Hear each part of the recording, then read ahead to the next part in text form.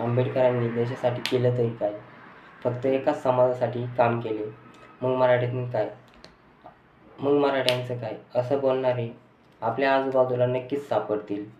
त्यांना असं वाटतं आंबेडकरांनी फक्त एकाच समाजासाठी काम केले आणि काहीतरी लिहून गेले. बरोबर ना? तर मग ऐका. त्या काळी मराठ्यांचे नेते पंजाबराव देशमुख बाबासाहेबांकडे गेले. तेव्हा बाबासाहेब संविधानाचा मसुदा लिहित होते. त्यांनी तो त्यांना वाचायला दिला. वाचता वाचता ते अचानक रडायला लागले. तर बाबासाहेब म्हणाले, काय झाले? आवडले नाही की संविधान? तर देशमुख म्हणाले, बाबासाहेब, धन्य आहात आपण व आपली लेखणी. ज्या आरक्षणासाठी आम्ही आलो होतो ते आधीच आपण संविधानामध्ये लिहून ठेवलंय. पण जेव्हा हा मुद्दा पंडित नेहरूंकडे गेला तेव्हा तो नाकारला गेला. उलट मराठ्यांना बाबासाहेबांच्या विरोधात भडकावले गेले. इतकंच नव्हे तर मराठ्यांनी बाबासाहेबांच्या घरावर मोर्चासुद्धा काढला.